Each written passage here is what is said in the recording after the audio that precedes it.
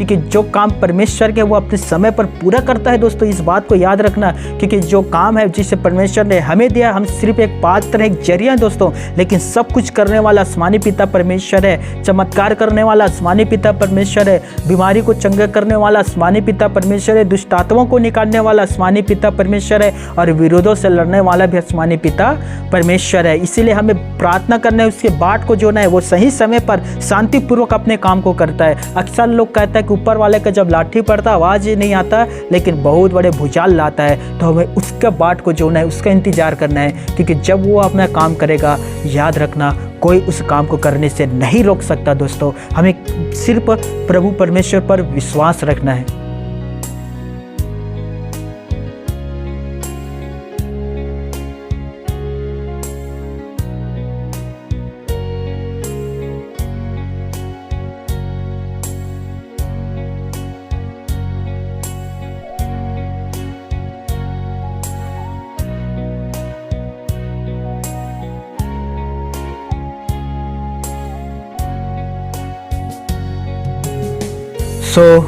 सभी को जय मसीह के, praise the Lord.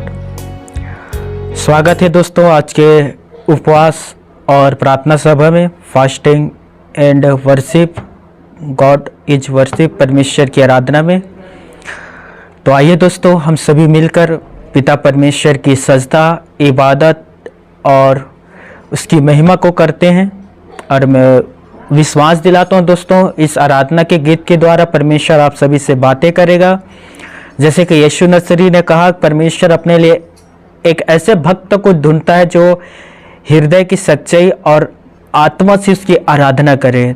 I hope, मैं उम्मीद करता हूँ कि आप जहाँ भी बैठे हैं वहाँ इस गीत में शामिल होकर परमेश्वर की आराधना आत्मा और सच्चाई से करोगे। और मैं विश्वास दिलाता हूँ दोस्तों कि परमेश्वर आपके साथ आकर इस आराधना के गीत में संगति को रखेगा।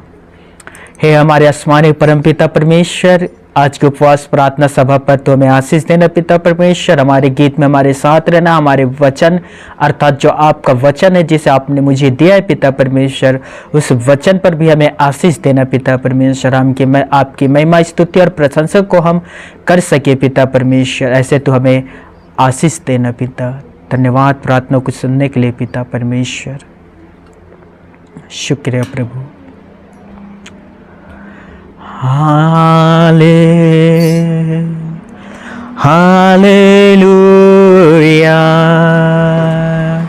Hallelujah, hallelujah.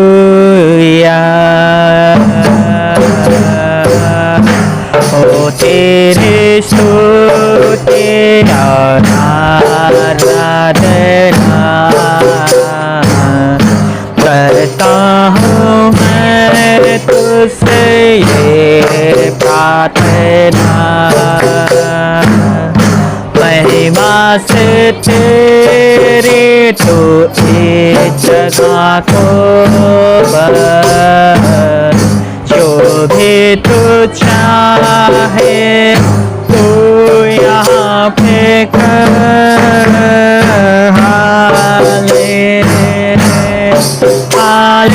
Hallelujah,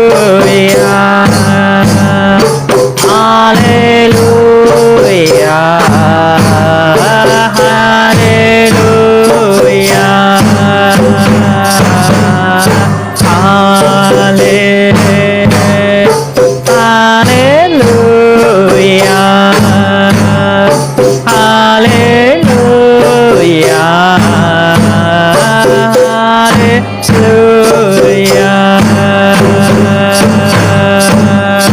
करुणा से तेरे प्रेम दिखाता है,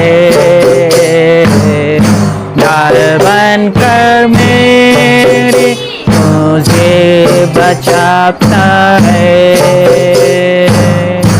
जब मैं पुकारूं तो दौड़े आता है, जब मैं गिरूं तो मुझे उठाता है।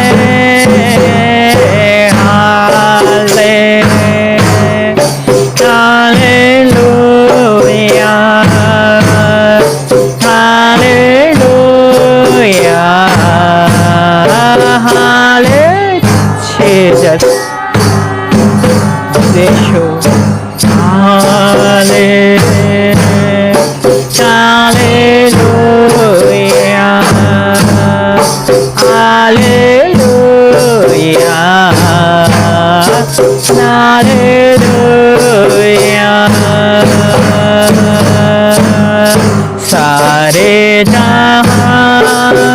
दूसरा कोई नहीं,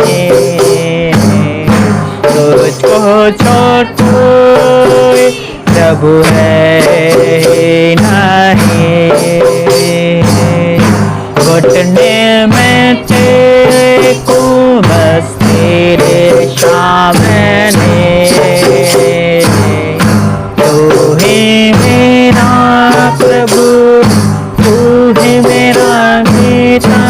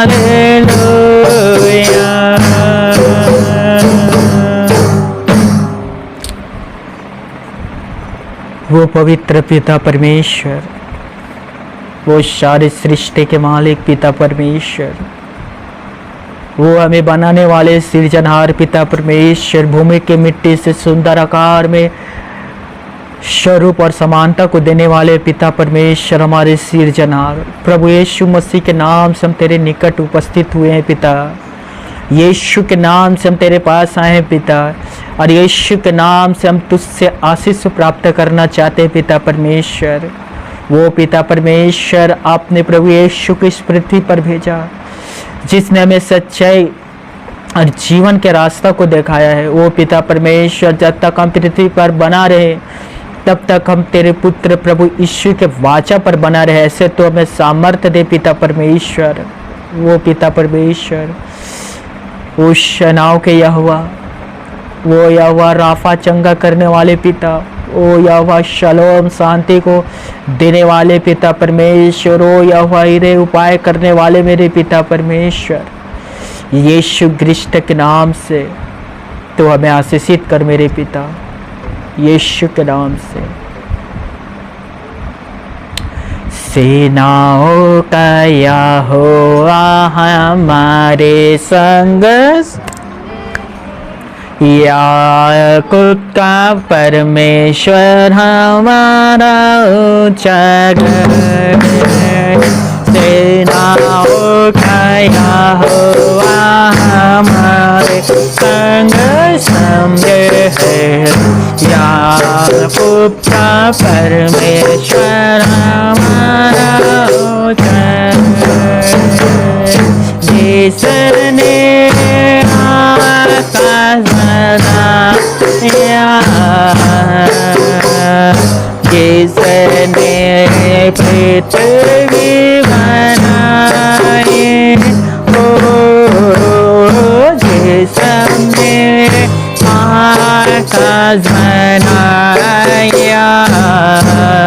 बनाया, जिसने पृथ्वी बनाई,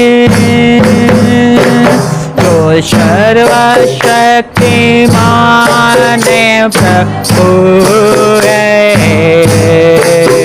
वो यहोवा हमारे संग संग है, संग है, जो सर्वशक्ति है। वो यहोवा हमारे संग संग है, संग है। सेनाओं का यहोवा हमारे संग संग है, याकूब गुप्ता परमेश्वर हमारा ऊंचा है। सेनाओं का यहोवा हमारे संग संग है। याकूब का परमेश्वर हमारा ऊंचा है। समुद्र को जिसने डुबाया, जंगल में से माँ को निकाला। समुद्र को जिसने डुबाया, जंगल में से माँ को निकाला। जो वादे को करता है पूरा, वो यहोवा हमारे संग संग है। जो वादे को करता है पूरा, वो यहोवा हमारे संग संग है। सेनाओं का यहोवा हमारे संग है। याकूब का परमेश्वर हमारा ऊंचा है। सेनाओं का यहोवा हमारे संग संग है। याकूब का परमेश्वर हमारा ऊंचा है। लांच को जिसने दिलाया, जय को जिसने बचाया। लांच को जिसने दिलाया, जय को जिसने बचाया। जिसके लिए सब कुछ संभव, वो यहोवा हमारे संग संग है। जिसके लिए सब कुछ संभव, वो यहोवा हमारे संग संग है। सेनाओं का यहोवा हमारे संग संग है। याकूब का परमेश्वर हमारा ऊंचा। सेनाओं का यहोवा हमारे संग संग है। याकूब का परमेश्वर हमारा ऊंचा है।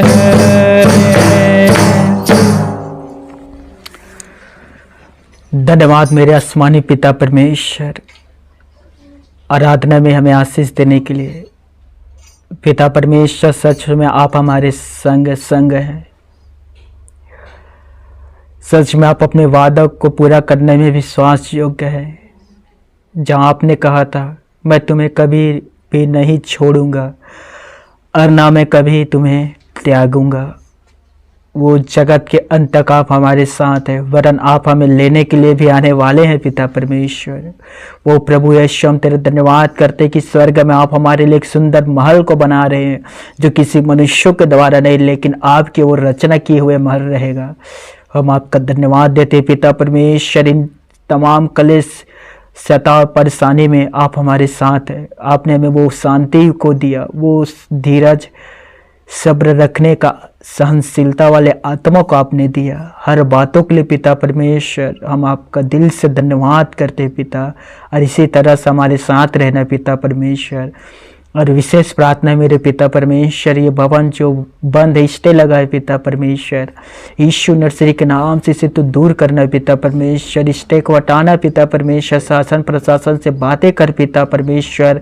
वो तेरा वचन, तेरा आज्ञा उनके हृदयों में जाने पाए पिता परमेश्वर। वो चाहे किसी भी पद या किसी भी सिंहासन पर बैठे हुए, पर न्याय आपके अनुसार होने पाए मेरे पिता परमेश्वर। हम ऐसे विश्वास को करते हैं और विश्वास के साथ हम ऐसे ही मांगते हैं पिता परमेश्वर। धन्यवाद हमारे प्रार्थनाओं को सुनने के लिए आसमानी पिता।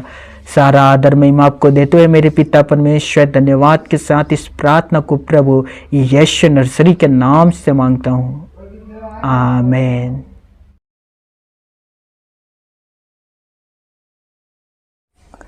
आइए दोस्तों, हम पवित्र शास्त्र बाइबल से आज के वचन देखेंगे। तो आप सभी मेरे साथ निकाले यूहन्ना रचित सुसमाचार 19 अध्याय और 4 पद से लेकर 6 पद तक हम देखेंगे। 4 आयत से लेकर 6 आयत तक।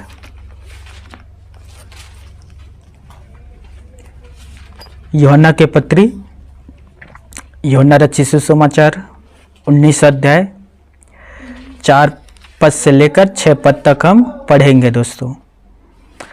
यहाँ लिखा है, तब पिलातुस ने फिर बाहर निकलकर लोगों से कहा, देखो मैं उसे तुम्हारे पास फिर बाहर लाता हूँ, ताकि तुम जानो कि मैं उसमें कुछ भी दोष नहीं पाता।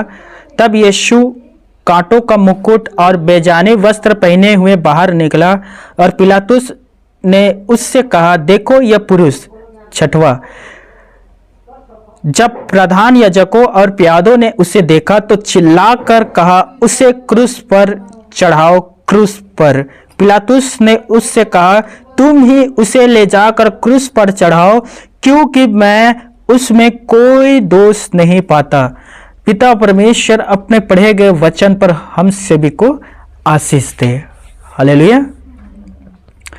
यह वचन जब हम पढ़ते हैं दोस्तों, यहाँ भी आपको पता चलेगा, पिलातुस जो राजा था, पिलातुस राजा नहीं चाहता था कि यीशु मसीह क्रूस पर चढ़े, क्योंकि पिलातुस राजा ने साफ कह दिया था कि मैं उसमें कोई भी दोष नहीं पाता कि वो क्रूस में चढ़ाया जाए, क्योंकि दोषी ही व्यक्ति क्रूस में चढ़ाया जाता था।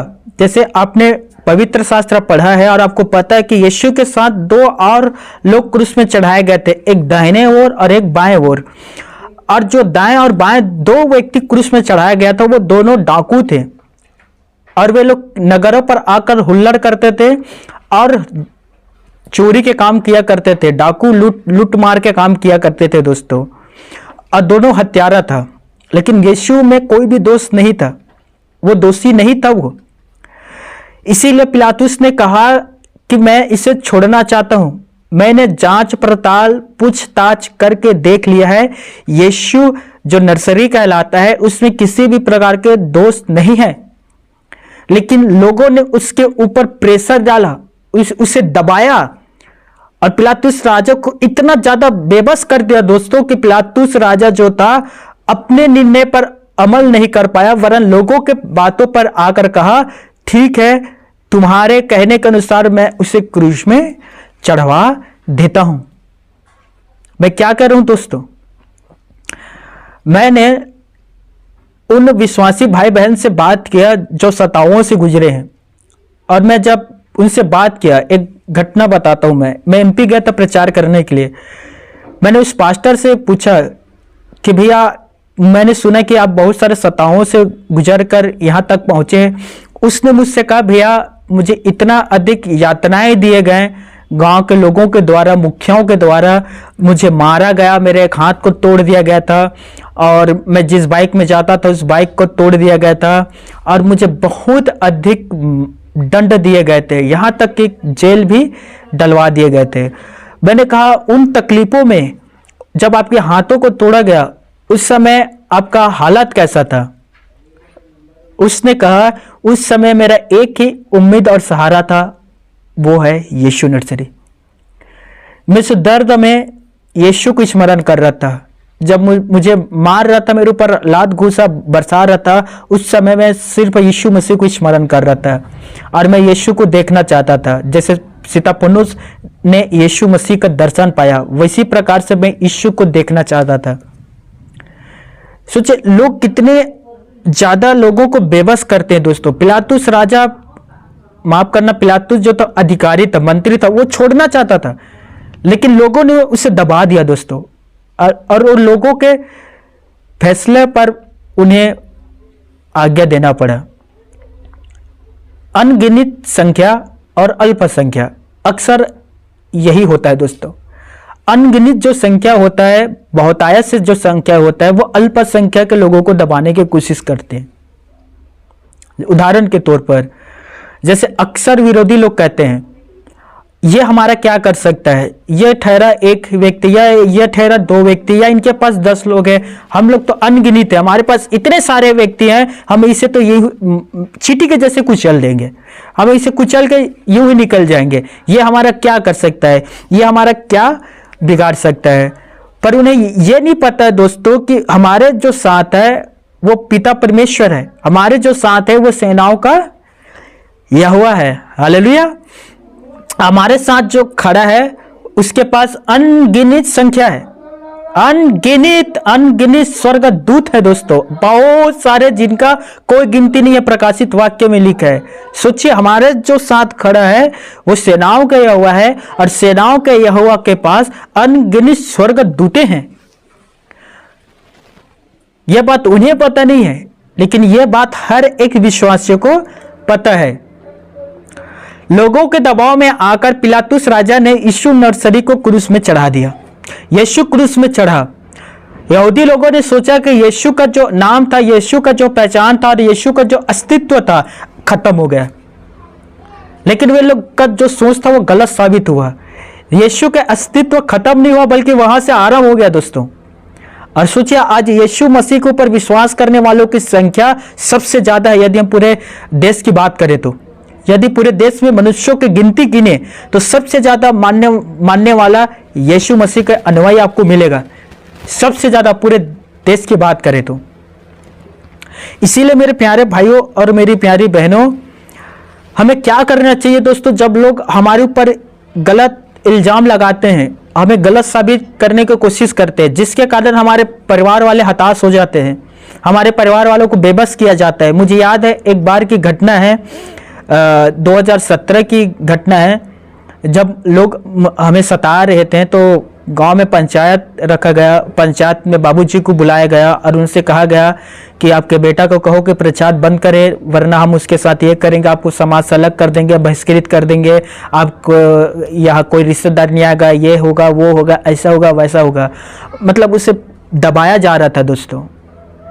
और वहाँ बहुत सारे लोग थे, बहुत सारे, आधे से ज़्यादा लोगों को पता था कि जो हम लोग काम कर रहे हैं कोई गलत नहीं है, जो हम सेवा ईश्वर की कर रहे हैं इसमें किसी भी प्रकार के कोई भी गलती नहीं मिलता। लेकिन लोग क्या कर रहे थे, दबाने की कोशिश कर रहे थे। मेरे प्यारे भाइयों मेरे बहनों, यदि आपके परिवार वाले, आपके दोस्त या आपके रिश्तेदार या आपके माँ बाप या आपके भाई बहन के ऊपर यदि इस प्रकार के दबाव आता है, आएगा दोस्तों, ये बात 100% है, लोग दबाने की कोशिश करेगा। सोचिए पिलातुस मंत्री था, अधिकार था उसके पास दोस्तों, वो अधिकारी व्यक्ति था, लेकिन लोगों ने उसे दबा दिया और उसे अपना फैसला को मिटाकर लोगों के फैसला के अनुसार काम करना पड़ा। मैंने अधिकारियों को बेबस होते हुए देखा है। जब मुझे उठाकर जेल लेकर जा रहा था, उन्हें पता था कि मैं किसी भी प्रकार के कोई गलती नहीं किया है, न तो संविधान न तो आईपीसी के किसी भी धारा का उल्लंघन किया है। जो संविधान आर्टिकल 15, जो संविधान आर्टिकल 25 हमें आज़ादी देता है मानने का, प्रचार करने का, हम वही काम कर रहे हैं दोस्तों।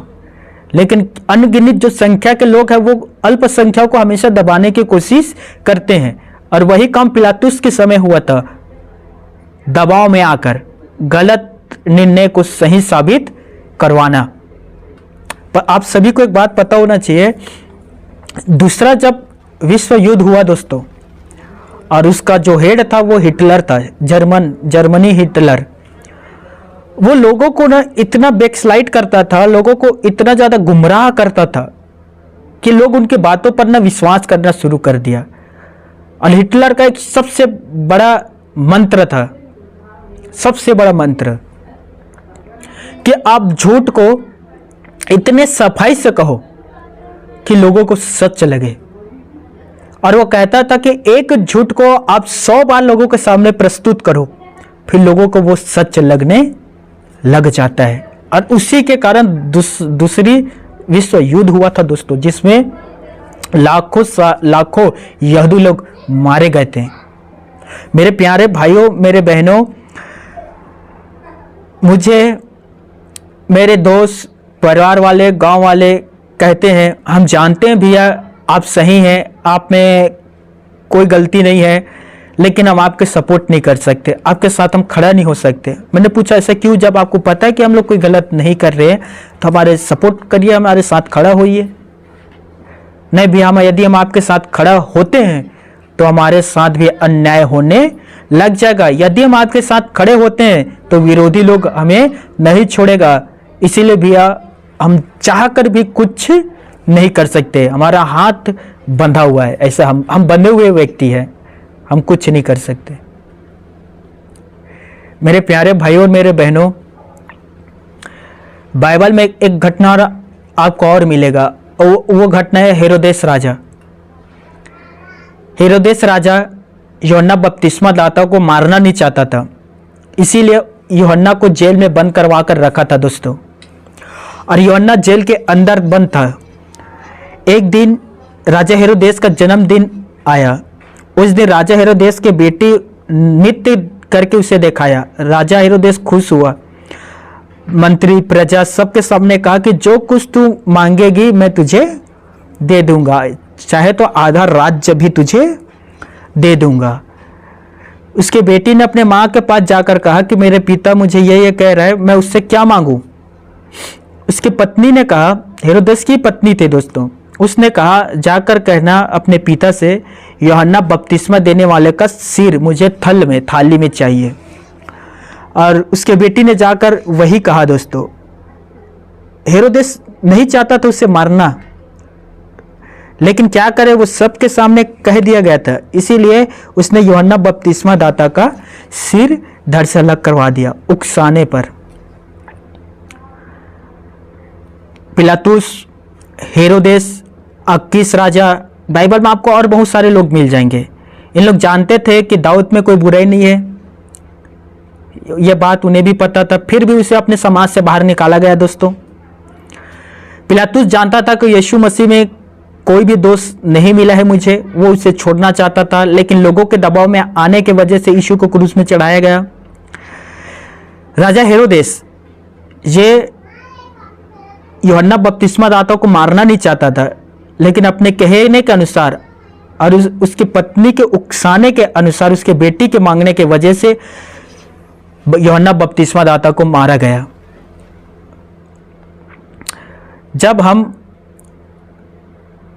मैदान पर आते हैं, ध्यान से सुनना, लोग हमसे लड़ने के लिए आते हैं, और अक्सर होगा दोस्तों, क्योंकि हमारा जो मल युद्ध है दोस्तों किसी मनुष्यों के साथ नहीं है, अंधकार के हाकिम अर्थात शैतान के साथ है। तो जब भी याद रखना मैदान पर आते हैं युद्ध लड़ने के लिए, तो परमेश्वर पिता भी हमारे साथ आता है युद्ध में लड़ने के लिए। हम अकेले नहीं होते हैं दोस्तों। जैसे कि मैं बीते कुछ रविवार को आपके सामने रखा था कि 300 जो लोग थे इजराइल के, वे 1,20,000 लोगों को मार गिराया, क्योंकि उन 300 लोगों के साथ सेनाओं के यहोवा भी था।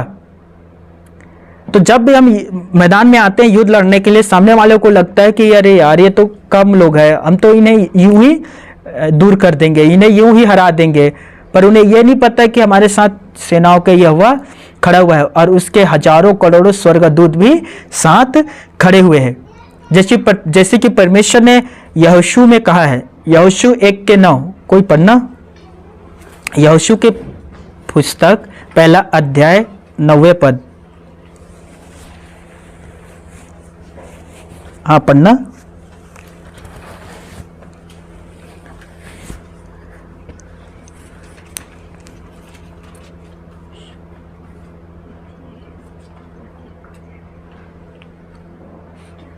हाँ, जोर से पढ़ना, धीरे धीरे। क्या मैंने तुझे आज्ञा नहीं दी। ये परमेश्वर पिता यहोशू से कह रहा है दोस्तों, क्या मैंने तुझे आज्ञा नहीं दी? हियाव बांध कर दृढ़ हो जा। हिवाव बांध के दृढ़ हो जा। भय ना खा। भय ना खा, डर ना, कमजोर ना हो, हताश ना हो, और तेरा मन कच्चा ना हो। और ना तू निर्बल हो, ना तो तेरा मन कच्चा हो। क्योंकि जहाँ जहाँ तू जाएगा। क्योंकि जहां जहां तू जाएगा, देखिए दोस्तों परमेश्वर यहोशू से क्या कह रहा है, जहां जहां तू जाएगा, चाहे युद्ध लड़ने के लिए तू जाएगा, चाहे दूसरे नगर में तू जाएगा, चाहे दूसरे गांव में जाएगा, या दूसरे के घर में जाएगा, या नौकरी करने के लिए जाएगा, या बाजार में मार्केट में सब्जी लेने के लिए तू जाएगा, या शॉपिंग करने के लिए मॉल में तू जाएगा, जहां जहां तू जाएगा वहाँ वहाँ तेरा परमेश्वर यहोवा। वहां वहां तेरा परमेश्वर यहोवा तेरे संग रहेगा। वो तेरे संग रहेगा। इसी में वो कहता है 1:5 में दोस्तों, जैसे मैं मूसा के संग था वैसे मैं तेरे संग रहूंगा। जैसे मैंने मूसा को धोखा नहीं दिया था वैसे तुझे भी धोखा नहीं दूंगा। इसीलिए हम कहते हैं कि हमारा जो परमेश्वर है, आसमानी पिता परमेश्वर है, वो विश्वास से योग्य है। वो धोखा नहीं देता दोस्तों, वो हमारे संग संग चलता है। हम जहां भी जाएं परमेश्वर पिता हमारे संग रहेगा। हालेलुया। इसीलिए उसने यहोशू से कहा, हिवाव बांध, दृढ़ हो जा, कमजोर नहीं, दृढ़ हो जा। विश्वास के जो कुंजी और खंबे हैं उसे मजबूत कर, अपने खंबे को गिरने ना दे। क्योंकि याद रख, तू खंबे को नहीं संभाला है, मैंने खंबे को संभाला है, मैंने उसे दृढ़ किया है, इसीलिए तू कमजोर ना हो। यीशु ने 2 दृष्टांत कहा दोस्तों, एक व्यक्ति जिसने अपना घर बालू पर बनाया, दूसरा व्यक्ति जिसने अपना घर चट्टान पर बनाया। दोनों के लिए आंधी आया, दोनों के लिए पानी आया, दोनों घरों पर बाढ़ आए और दोनों घरों पर टकराया। गिरा कौन दोस्तों? जिसने अपना घर बालू पर बना था वो गिर गया, लेकिन जिसने अपना घर चट्टान पर बनाया था वो दृढ़ था, वो खड़ा हुआ था, वो उसे कोई नहीं गिरा पाया। दोस्तों याद रखिए, हम जो यीशु पीछे चल रहे हैं, हमारे भी जीवन पर तूफाने आएंगे, वर्षा होगा और बाढ़ें आएंगे, लेकिन हमारा जो विश्वास का जो नींव है वो चट्टान पर बना हुआ है, ना कि बालू पर। इसीलिए हमें कोई भी नीचे नहीं गिरा सकता, कोई भी हमें ध्वस्त नहीं कर सकता, कोई भी हमें हरा नहीं सकता। परमेश्वर आपके साथ है। वो मूसा के साथ था, वो यहोशू के साथ था, वो आगे अब्राहम के साथ था, वो हमारे भी साथ है दोस्तों। इसीलिए उसने कहा इब्रानियों की पुस्तक 5वें अध्याय के 13वें अध्याय के 5वें पद में, मैं तुम्हें कभी नहीं छोड़ूंगा और ना मैं कभी तुम्हें त्यागूंगा। वो हमारे संग संग चलता है दोस्तों। जब पिता परमेश्वर ने यिर्मयाह को दर्शन दिया, यिर्मयाह बालक था, और परमेश्वर ने यिर्मयाह से कहा, हे यिर्मयाह, मैंने तुझे भविष्यवक्ता चुना है, तो लोगों के बीच जा और मेरा वचन उन्हें सुना, भविष्यवाणी कर, तू एक नबी है। यिर्मयाह ने कहा, पिता मैं तो अभी छोटा बालक हूं और मैं कैसे लोगों के बीच जाकर भविष्यवाणी कर सकता हूं, मैं तो छोटा ही बालक हूं। परमेश्वर ने कहा, लोगों के चेहरे देखकर मत डर, जिसके पास मैं तुझे भेजूंगा उसके पास तू जाएगा, जो वचन मैं तुझे कहने के लिए कहूंगा वो वचन तू उनके पास जाकर बोलेगा, उनके चेहरे देखकर न डर। तब परमेश्वर पिता यिर्मयाह से कहता है, यिर्मयाह 1:19 पद में परमेश्वर ने कहा, वे तुझसे लड़ेगा यिर्मयाह, लेकिन वे तुझ पर प्रबल नहीं होगा। ध्यान से सुनिए, वे तुमसे लड़ेंगे लेकिन वे तुम पर प्रबल नहीं होगा, क्योंकि तुम्हें छुड़ाने के लिए, तुम्हें बचाने के लिए मैं तुम्हारे संग हूं। हालेलुया। तो वो हम पर लड़ने के लिए आएंगे दोस्तों, लेकिन हम पर वो प्रबल नहीं होगा, क्योंकि परमेश्वर हमारे साथ है। अरे ये वचन तो हर एक विश्वासी को पता होगा, हर एक विश्वासी को जो यीशु मसीह पर विश्वास रखते हैं। आप निकालिए यशायाह के पुस्तक 41 अध्याय और उसके हम 10 पद को पढ़ेंगे। हाँ, पढ़ना। मत डर, मत डर, क्योंकि मैं तेरे संग हूँ। क्योंकि मैं तेरे संग हूं। ये परमेश्वर के कितना महान वचन है दोस्तों, ग्लोरी ऑफ गॉड। खुदा के कलाम सोचिए कितना बेस्ट है। वो कह रहा है मत डर क्योंकि मैं तेरे संग हूं, साथ हूं। आगे, इधर उधर मत ताक, इधर उधर ना ताक क्योंकि मैं तेरा परमेश्वर हूँ। क्योंकि मैं तेरा परमेश्वर यहोवा हूं। आगे, मैं तुझे दृढ़ करूंगा मैं तुम्हें दृढ़ करूंगा, संभालूंगा और तेरी सहायता करूंगा। और साथ में तेरी सहायता भी करूंगा। अपने धर्म में दाहिने हाथ से अपना धर्म मैं दाहिने हाथ से मैं तुझे संभाले रहूंगा। मैं तुम्हें संभाल रहूंगा। वो अपने दाहिने हाथ को बढ़ाता है, वो आपको संभालता है। यदि आप अपना समय अपने बच्चों के साथ बिताए हैं तो बच्चों का बहुत सारे यादें हैं जो आपको पता होगा। जब वो छोटा था, जब वो 2 कदम चलकर गिर जाता था या वो इसे या उसे पकड़ता था तो आप कैसे अपना दाहिने हाथ बढ़ाकर उसके भुजा को पकड़ कर कहते थे चलो अब चलो, मैं तुम्हारे साथ हूँ। तो जो आप 2 कदम चलने के बाद गिर जाते थे, अब नहीं गिरते हैं। अब 2 कदम नहीं, अब 50 कदम भी चल सकते हैं क्योंकि आपके पिता ने अपना दाहिना हाथ बढ़ाकर आपको संभाला हुआ है। वैसे परमेश्वर पिता हमें भी संभालता है। परमेश्वर ने कहा कि तुम्हारा जो चित्र है ये मेरे हथेली में है, तुम यहां हो, तुम्हें कोई नष्ट नहीं कर सकता, तुम यहां हो, तुम पर कोई आक्रमण नहीं कर सकता क्योंकि तुम यहां हो।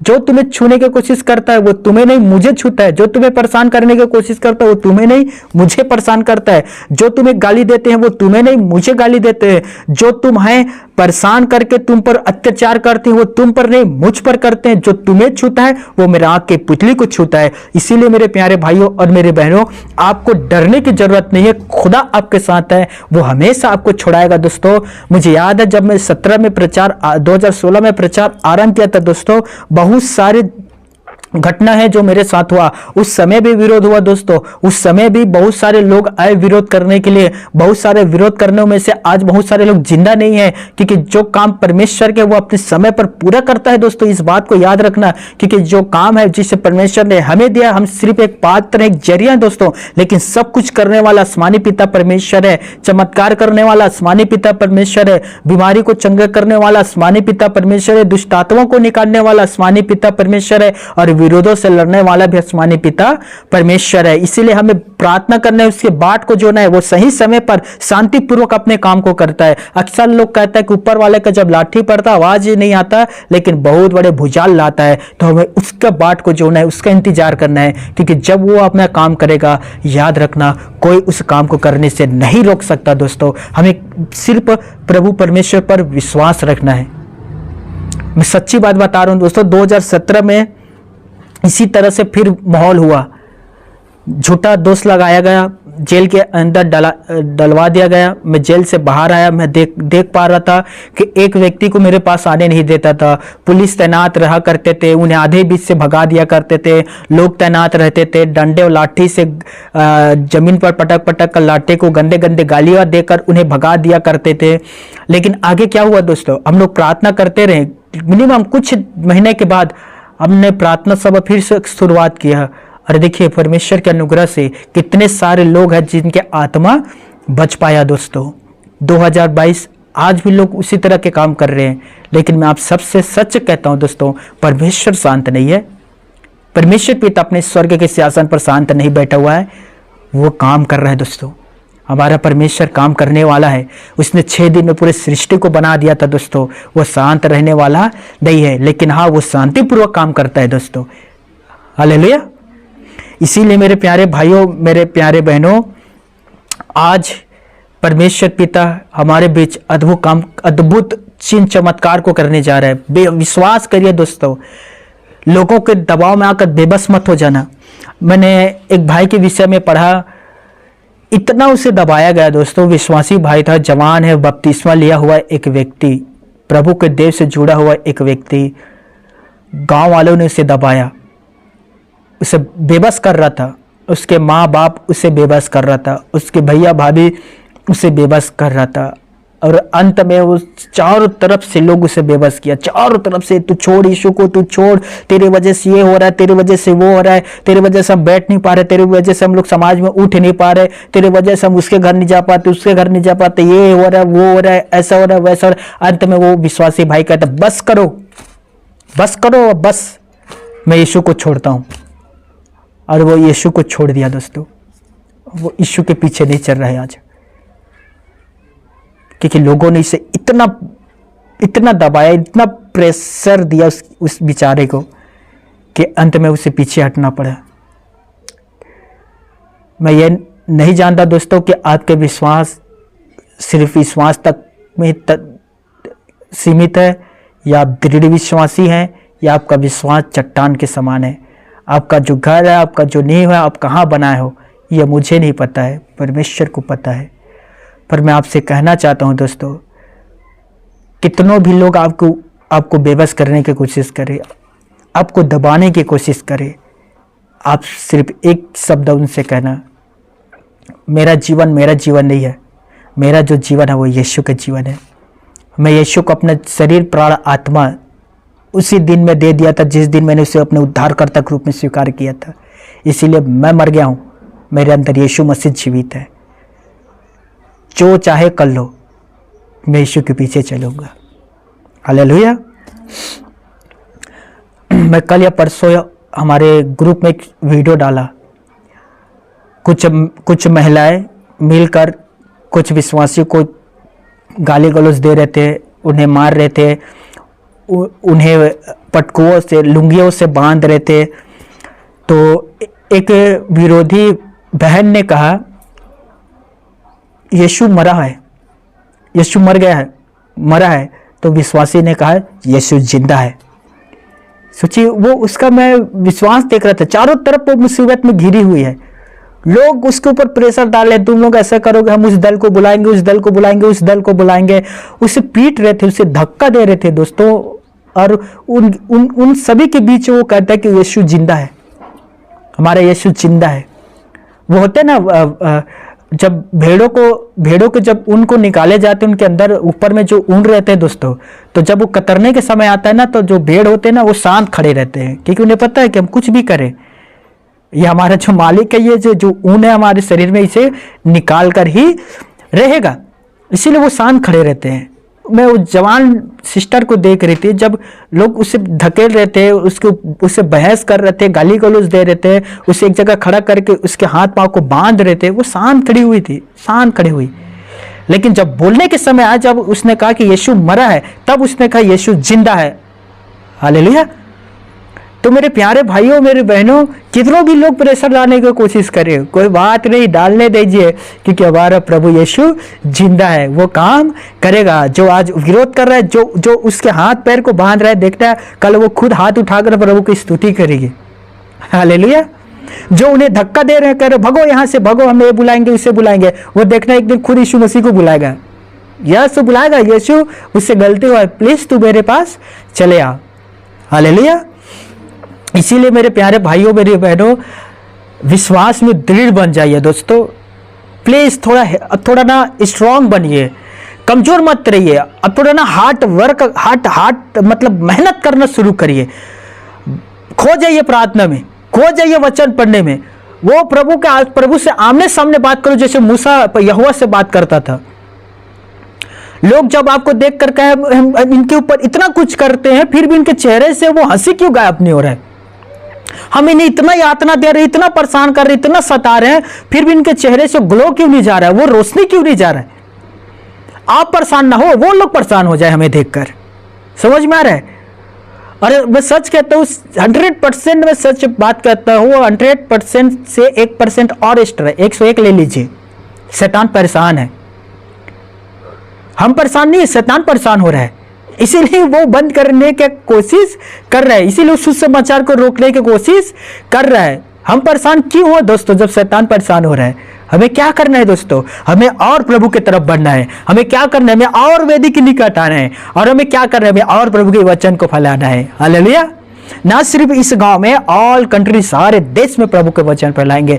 जितना विरोध होगा उतने ही प्रभु का और वचन फैलेगा। जितना विरोधी आएंगे दबाने की कोशिश करेंगे, याद रखना प्रचार दबता नहीं है, वो और फैलेगा। हालेलुया। इसीलिए मेरे प्यारे भाइयों और मेरे बहनों, मैं आप सबसे कहता हूं, धीरज रखिए, प्रार्थना करते रहिए, इधर उधर भटक ना जाना। दोस्तों, शैतान आक्रमण करने की कोशिश करेगा, वो झुंड से भेड़ को अलग करने की कोशिश करेगा। इसीलिए हमें क्या करना है? हमें अधिक से अधिक प्रार्थना करना है, हमें अधिक से अधिक बाइबल पढ़ना है, हमें परमेश्वर के साथ बात करना है, परमेश्वर से हमें दर्शन पाना है। परमेश्वर से प्रार्थना करिए और उससे कहे कि प्रभु हमें वो दर्शन देने वाले आत्मा को प्रदान कर कि हम तेरे दर्शन देख सके। वो प्रभु स्वर्ग ले जाने वाले आत्मा को देख कि हम उस आत्मा में होकर तेरे साथ स्वर्ग आने आ पाए, जैसे यूहन्ना स्वर्ग चला गया था। दोस्तों, जीवित अवस्था में प्रार्थना करिए। बहुत कुछ है जो परमेश्वर आपको और मुझे देना चाहता है, बहुत कुछ है जो परमेश्वर हमें दान और वरदानों से भरना चाहता है। यही समय है दोस्तों, यही समय है कि हम दान और वरदानों से भर जाएं, क्योंकि आपको पता होना चाहिए दुल्हन तैयार हो चुका है, उसकी देह तैयार हो चुका है और वो अपनी दुल्हन और अपनी देह को लेने के लिए आने वाला है। दोस्तों, इसीलिए तैयार हो जाए। यू आर रेडी हो जाओ। जब प्रभु हमें लेने के लिए आता है तो हम विश्वास योग्य उसके संतान ठहरे, ना कि हमारे अंदर किसी प्रकार के दोष निकले। हालेलुया। तो आई होप, मैं उम्मीद करता हूँ आज के वचन से आपने बहुत कुछ सीखा, लन किए, ग्रहण किए हैं।